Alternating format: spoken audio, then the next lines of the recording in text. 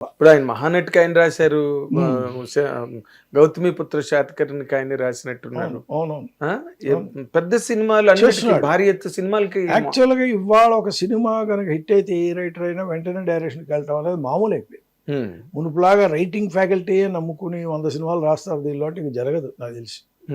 100 రాయటం అనేది ఏ రైటర్ కూడా. కానీ మీరు నార్మల్ గా మీ జనరేషన్ లో జంజాల్ గారు ఒక్కలే అయ్యారండి. అవును, డైరెక్టర్. అవును. మరి మీరు అసలు మీరు ఎంత డైనమిక్ గా ఉండేవారో ఇప్పటికీ అలాగే ఉన్నారు మీరు. చాలా స్పీడు, మీ డైనమిక్స్ ఎక్కడ తగ్గల. ఇంకా నేను చూస్తున్నా కదా, మీతో పాటు వచ్చిన చాలా మంది రైటర్స్ స్లో అయిపోయారు. బట్ మీరు చాలా డైనమిక్గా యాక్టివ్గా ఉంటారు, అందరితోని చాలా యూత్ఫుల్గా మూవ్ అవుతారు. వర్కింగ్ స్టైల్ కూడా మీరు చాలా ఫాస్ట్. ఇవన్నీ ఉన్నది ఇప్పుడే ఇలా ఉన్నారంటే మీరు ఆ రోజున మీ యంగర్ డేస్లో మీరు డైరెక్షన్ వైపు ఎందుకు వెళ్ళలేదంటే అవకాశం రాలేదా, మీరు ఆలోచించలేదా? That's a right question. ఫ్రాంక్గా నాయుడు గారు ఫస్ట్ టైం అంటే గోపాల్ తీసుకెళ్ళి నాయుడు గారు సాయినాథ్ అనే రైటర్ అని కథ చెప్పండి ఫస్ట్ పరిచయం చేసింది గోపాలే, బి గోపాల్. వెళ్తే లవ్ స్టోరీ చెప్పాను, మనోరథం అనే ఒక కథ ఉండేది. అది చెప్పా, వినగానే నచ్చి గబగబా చెక్ తీసి ఒక 5,000 రాసి ఇచ్చారు. ఇది నువ్వు మా అబ్బాయికి చెప్పండి, మీరు సురేష్ బాబు గారు. సురేష్ బాబు విని చాలా బాగుంది సార్, మీరు పని చేయండి మురళీమోహన్ రావు సూపర్ అయ్యేది, కమలాసన్ అయితే బాగుంటుంది, నేను చేయగలను అన్నాడు. వైనాశ్రావు విని చాలా బాగుంది, కానీ నేను సుమంతో చేస్తున్నది పనికి రాదండి. గోపాల్కి బాగుంటుంది కదా అంటే గోపాల్ ఎంతవరకు చేస్తాడో తెలియదు. నాకు బాగా ఫ్రెండ్స్ వీళ్ళంతా కలిసి తిరిగాం బయట. అనేటప్పటికీ రాఘవేంద్రరావుకి వినిపించండి, ఆయన ఫైనల్ డేషన్ చెప్తాడని అనిల్ ప్రభాస్ చెప్పాడు.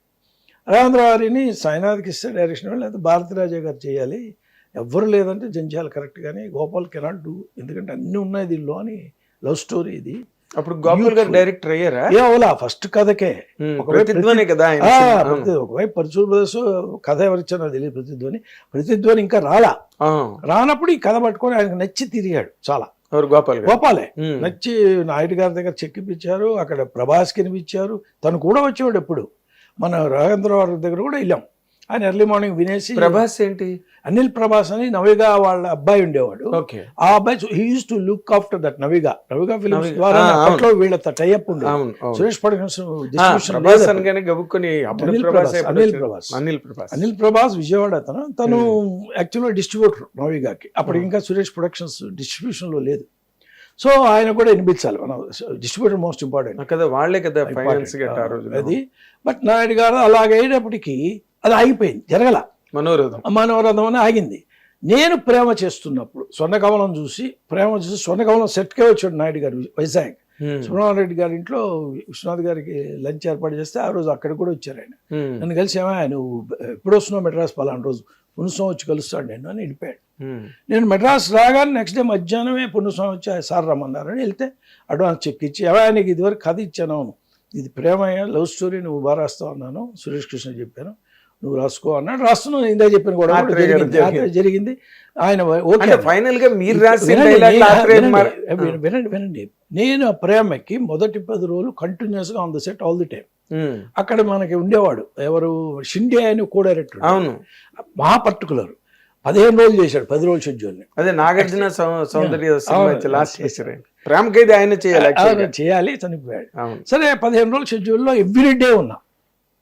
షెడ్యూల్ అయిన ఫైనల్ డే 15వ రోజు కాగానే బాగా నచ్చింది ఆయనకి. ఎందుకంటే ప్రేమ ఇస్ ఎ లవ్ స్టోరీ, మహా ఇష్టం రామనాయుడు గారికి లవ్ స్టోరీ. కథ ఎవరిది అది? ప్రేమ సురేష్ కృష్ణది. డెవలప్మెంట్, ట్రీట్మెంట్, డైలాగులు రాశారు. రేవతి క్రిస్టియన్ వర్సెస్ బ్రాహ్మిన్ కథ అది. ఒక సీతాకోచిలక రేంజ్లో ఉంటుంది, బాగుంటుంది, డిఫరెంట్ స్టోరీ.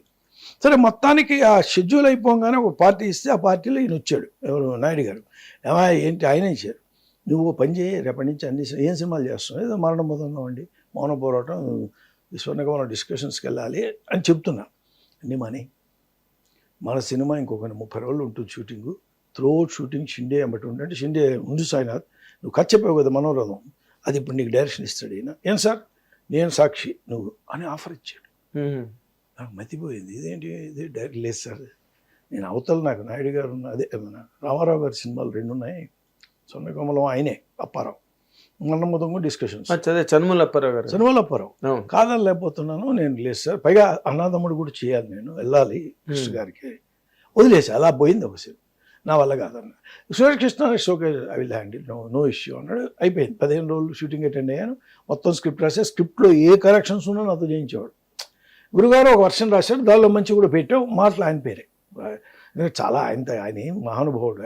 ఆయన గురించి నేను మాట్లాడక్కర్లా కదా, ఆకాశంలో సూర్యుడికి కొవ్వొత్తి చూపించినట్టు. కాబట్టి అలా మిస్ అయ్యా ఫస్ట్ ఛాన్స్. సెకండ్ మీకు గుర్తుంటుంది, విజయబాబు రెడ్డి తోడలుడు కొసరాజు రాజేంద్ర బాబు అని అవును తెలుసు. సమర్పణ అని మేము సినిమా చేసాం. బాలచంద్ర అదే మన మణిరత్నం గారి అసిస్టెంట్ ఏక్నాథ్ అని వాడు. అది చేస్తే ఆ సమర్పణలో వినోదంలో కొత్త అమ్మాయి వీళ్ళంతా యాక్ట్ చేశారు. ఆ సినిమా జరిగిన తరిమిల అది జరుగుతున్నప్పుడు నేను చూసి వీడికి వచ్చిన అబ్జర్వేషన్ ఉంది, సాయినాథ్కి డైరెక్షన్ మీద చాలా ఉంది వ్యవహారం అనేది రాజేంద్ర బాబు గ్రహించాడు. ఆయన ఫ్రెండ్స్ ఉండేవారు ఫైనాన్షియల్స్, వాళ్ళు కూడా ఇతను బాగా ఉన్నాడు ఇతనికి. నేనేదో కన్నడకి వెళ్ళి సునీల్ కుమార్ దేశాయ్కి స్మితకి ఒక కథ చెప్పాను. దాని పేరే ఫస్ట్ టచ్. ఓ లవ్ స్టోరీ ఫస్ట్ టచ్. ఈ అమ్మాయి ఒక డాన్సింగ్ డాల్ సిల్క్ స్మిత, ఒక యంగ్స్టర్, ఒక యంగ్ గర్ల్ సిల్క్ స్మిత, వీళ్ళ మధ్య ఒక ట్రయో. చెప్పేటప్పటికి అదే సునీల్ కుమార్ దేశ్కి మహా నచ్చింది. స్మిత పలానా హోటల్లో ఉంది, వుడ్లాండ్స్లో వెళ్ళు అని కారు ఏర్పాటు చేశాడు. వీళ్ళు చెప్పొచ్చాయి అడ్వాన్స్ తీసుకోవాలి.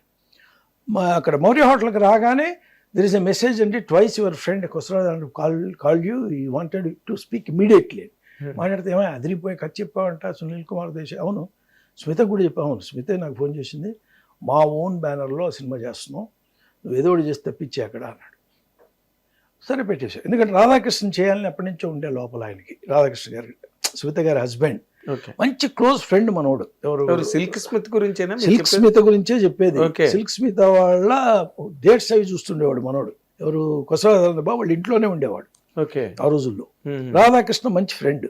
దాంతో ఫ్లైట్ అలా దిగాను, వాడు గబుక్కని వచ్చాడు, ఆఫీస్కి తీసుకెళ్ళిపోయాడు. రెడీగా 2 పూలదండలు తీసి నాకు ఒకటి వేసాడు. రాజ్కోటిలో రాజు ఉన్నాడు, తను చూదండి వేసాడు. ఏంటి ఇది అంటే, లేదు సార్ నువ్వు అద్భుతమైన కథ చెప్పావంటే స్మితకి, నేను చేస్తున్నాను, ఇది నేను ప్రొడ్యూసర్గా వస్తున్నా, రాజేంద్ర బాబు కూడా చేస్తాడు అంటే. ఇంతలో రాధాకృష్ణ గారు వచ్చారు, Smitha husband. Sainath congratulation, your directing the film అని ఒక 10,000 చెక్ ఇచ్చారు. It took hardly 5 minutes for me. Raja రూమ్లోకి రా అని తీసుకెళ్ళా. నువ్వు చేయాలి గురు, అదిరిపోయింది, అది ఇది, నువ్వు వాళ్ళకి మాట ఇచ్చా, ఇది నాకు వద్దు దయచేసి. ఇది నా లైఫ్లో ఫస్ట్ టైం చెక్ రిటర్న్ చేయడం అనేది లేదు. అదే ఫస్ట్ టైం, అదే లాస్ట్ టైం. నార్మల్ గా సినిమా ఇండస్ట్రీలో ఇచ్చిన చెక్ రిటర్న్ చేయలేదు కదా, అది first time and last time ఇచ్చిపోద్ది. ఎందుకు అని అడిగాడు. నేను చెప్పలా వస్తానన్నా, హడావిడిగా వెళ్ళిపోయా ఇంటికి. నువ్వు అన్నాక కూర్చొని మాట్లాడలేం కదా. రాధాకృష్ణ గారు ఏంటంటే ఏమన్నా కమిట్ అయ్యారా సునీల్ కుమార్ దేశాయ్కి అని అడిగాడు. అదే వాళ్ళ కొద్ది మనం చేద్దామని చెప్పాం కదా అని. లేదు సార్ నేను చెప్తాను అంటే, మీరు డైరెక్ట్ చేయాలంటే కూడా చేయట్లేదంటే మీరు అన్నాడు. అంతేనండి వస్తానని వచ్చా. తర్వాత ఇంటికి వచ్చాడు రాజా. ఏంటా ఇది అని. ఏమైనా నాకు 2 సిస్టర్స్ ఉన్నారు, 3 అక్కలు పెళ్లి చేశాను, ఇంకో 2 చెల్లెలు చేయాలి, 4 సినిమాలు ఉన్నాయి, డైరెక్షన్ ఎందుకు వస్తాను నేను, ఏమనుకోబాకు, నేను చేయలేను, నువ్వు వలమల జనార్దన్కి ఇంకోళ్ళకి కథ ఇస్తా. కాదు సార్, డైరెక్టర్ అయితే మీ రెమ్యునరేషన్ అలా ఎందుకంటే ఇక్కడ అసలు విషయం వినండి, ఇంకా ఉంది అప్పుడు అవలా వలమల